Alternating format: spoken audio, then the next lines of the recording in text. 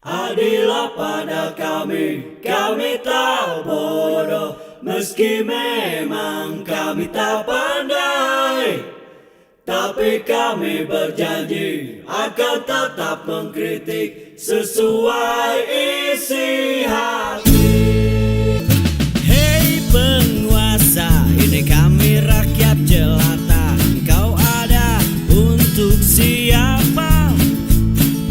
Hei penguasa, ini kami rakyat jelata. Mau sampaikan semua keluh kesah. Bekerjalah dengan hati, pakai empati. Jangan banyak intrik, apalagi bikin taktik. Bijaklah dalam membuat peraturan. Jangan sampai bikin aturan yang berat sebelah. Ali Muchtar Ngabalin muncul lagi setelah sekian lama menghilang.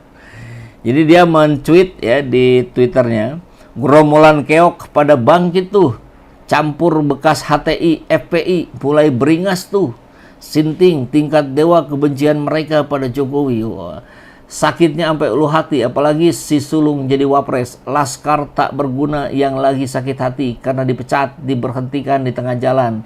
Koordinasi mantap. Waktunya makin dekat menyatu di ini sama Panci dan kawan-kawan. Yang dia maksud Panci tentu arahnya ke Roy Suryo ya. Lihat apa yang bisa kita maknakan, apa yang bisa kita hikmahkan dari kata-kata seorang Ali Muchtar Ngabalin ini. Ya, kalau Deddy Nurpalaka bilang apa namanya Jokowi sudah memenuhi syarat sebagai nabi, ini menyerang orang yang mengkritisi sebagai orang-orang FPI. Jadi dicapnya begitu aja kalau Ngabalin. Kalau ada yang macam-macam sama Jokowi, ya itu FPI, itu HTI, itu orang sinting dan seterusnya. Lantas di mana kebebasan demokrasi ini terjadi? Tidak ada kalau begitu. Bahkan di postingan lain kurang lebih dia juga mengatakan hal yang sama. Nih, Ali Muchtar Ngabalin, jahatnya melebihi sifat dajjal. Ini maksudnya ke Roy Suryo, Rismond dan kawan-kawan ya. Diriku nggak sabaran mau jingo dalam bui. Jingo itu apa maksudnya? Si Panci sama si Rismond yang katanya punya ijazah S2, S3 Yamaguchi Universitas Jepang, memalukan kau katanya. Boleh kita minta lihat nggak ijazahnya? Kan sudah diperlihatkan sama Rismond. Mau apa lagi?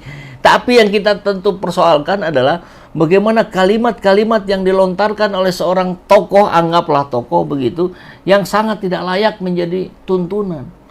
Mungkin cocoknya tontonan saja gitu. Kan ngeri kalau kita diperlihatkan pejabat-pejabat yang mengeluarkan kata-kata dari mulutnya hanya caci maki, bukan argumentasi logis, bukan ilmiah. Kan begitu. Nah, jadi ini masih ada ya. Ini kalau kita masih ingat bagaimana rekam jejak seorang Ngabalin, coba kita dengarkan. Kata Presiden Soekarno, jangan memilih presiden pemimpin yang dipuja dan dipuji oleh asing. Karena kalau dia terpilih, dia akan menggunakan kekuasaannya untuk menipu rakyat Indonesia. Ali Muchtar Ngabalin yang bilang, Republik ini terlalu luas, harus dipimpin oleh orang-orang yang kuat, orang-orang yang sehat. Tidak boleh ada orang yang kurang gizi memimpin Republik ini. Ya, kita masih ingat sekali konteks Ngabalin mengatakan itu ketika dia menjadi tim kampanyenya Prabowo ketika melawan Jokowi 2014 mungkin ya. Tapi bagaimana? Coba kita lihat lagi kata-katanya. Dikatakan kurus, kurang bergizi dan segala macam. Ini kan tidak cocok gitu dengan budaya kita ya, budaya timur kita. Ya, inilah Ali Muchtar Ngabalin, barangkali seniornya Deddy Nurpalaka, yang kita nggak tahu apa isi kepalanya kalau bukan hal-hal yang sesat, sesat pikir, sesat akal. Nah, akhirnya menarik kalau kita simak tulisan dari Rizal Fadilah. Hahaha, Jokowi Nabi, dukun palsu kali. Oke, kita simak ya tulisan 2 jam yang lalu. Bandung 12 Juni hari ini. Berita yang membuat tergelak adalah ucapan kader PSI Bali Dedi Nurpalaka yang menyatakan bahwa Jokowi memenuhi syarat sebagai nabi. Namun katanya pilihan justru menikmati menjadi manusia biasa yang dapat tersenyum lebar saat bertemu rakyat. Luar biasa. Doktrin Jokowisme yang meresap pada kadernya bukan hanya pada gagasan yang tidak jelas saja, tetapi sampai senyum lebarnya pun menjadi opsi. Sewaktu acara Maulid Nabi, pernah juga Jokowi oleh Habib Mubzir Al-Musawa disebut sebagai turunan Habib. Artinya keturunan Nabi. Saat bagi-bagi sembako, Jokowi itu kata Haryanto Subeki, koordinator Pandu Jokowi, mirip dengan Umar bin Khattab. Ya tadi ya. Jadi sebelumnya disebut mirip dengan sahabat Nabi, sekarang meningkat oleh Dedi Nurpalaka disebut sudah memenuhi syarat menjadi nabi. Ketika gemar belusukan, Hamka Haq menyebut hal itu sebagai sifat nabi. Budaya menjilat di negeri ini rupanya sudah sampai ke ubun-ubun. Terlalu banyak kepalsuan yang dilakukan oleh Jokowi. Diawali SMK dengan jumlah palsu, investor IKN yang juga palsu, janji-janji palsu, asal-usul palsu, uang di kantong palsu, anak-anak tak suka politik palsu, lalu ijazah sekeluarganya diramaikan juga palsu semua. Pelantikan palsu dikawal jin, IKN diresmikan dihadiri spiritualis palsu. Mungkin Jokowi kini juga sudah menjadi dukun palsu. Entah sakit kulit mantan presiden ini asli atau palsu. Tampaknya yang ini asli. Aneh, Jokowi ini kok bisa nyaman-nyaman saja disetarakan oleh pengikutnya dengan Nabi. Hal yang sesungguhnya sensitif bagi orang beragama. Esok yang menyebut Jokowi hantu Tuhan, nampaknya juga akan disikapi tenang-tenang saja.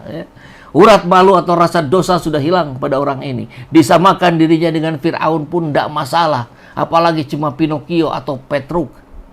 Dahulu, setelah Nabi Muhammad SAW wafat, bermunculan nabi-nabi palsu. Di antaranya Musailamah Al-Kazab. Khalifah Abu Bakar As-Siddiq radhiyallahu anhu memerintahkan untuk memerangi dan membunuhnya. Musailamah tewas di tangan Wahsy bin Harb dalam pertempuran Yamamah. Wahsy menebus dosa setelah sebelumnya menjalankan perintah untuk membunuh Hamzah bin Abdul Muthalib pada perang Uhud. Nabi palsu sangat menyesatkan, karenanya wajib diperangi. Jokowi harus mendapat wahyu terlebih dahulu kalau mau menjadi nabi, dan pasti segera dianggap gila. Kata Bahlil, jangan main-main dengan Raja Jawa. Bahlil gemetar ketakutan pada kekuatan goibnya Jokowi. Potensi menjadi goibis atau paranormal alias dukun memang sangat besar. Kini konon Jokowi sakit. Moga cepat sembuh saja. Dalam konotasi tersendiri, sakit itu ada yang asli atau palsu. Agama mengatur dan memaknai. Bagi orang beriman, sakitnya itu asli dalam arti sebagai ujian dari kesabaran sekaligus penghapus dosa. Sakit adalah hal baik baginya. Sementara bagi orang zalim atau pengabai agama, sakit itu adalah palsu, yakni sebagai siksa atau azab di dunia, hukuman dan perbuatan buruknya. Kembali pada ucapan kader PSI Dedi Nurpalaka yang menyatakan bahwa Jokowi memenuhi syarat sebagai nabi, kita kembali tertawa tapi sambil mengurut dada. Kegilaan apa yang sedang terjadi? Nabi palsu mungkin ya, sebagaimana Musailamah Al-Kazab atau Musailamah sang pendusta. Akankah Jokowi akan menjadi atau bergelar Jokowi Al-Kazab pula? Tapi kelas nabi palsu nampaknya masih terlalu tinggi buat Jokowi yang baru memenuhi syarat untuk dukun palsu. Bukan begitu, Dedi Nur? Jangan-jangan kelak PSI ketumnya Mas Dedi adalah tokoh berijazah nabi, dukun palsu. Oke, selamat saja. Itu catatan dari Rizal Fadila terkait Dedi Nurpalaka, seorang kader PSI dari Bali, Biro Ideologi. Ini kita lihat sekali lagi ya. Ya, siapa Dedi Nurpalaka itu? Dedi Nurpalaka itu adalah kader PSI, Ketua Biro Ideologi dan Kaderisasi. Bayangkan dia akan mengkader seperti apa ketika isi pikirannya seperti itu. Menebar kebajikan menulisnya, tapi yang faktanya menebar akal sesat.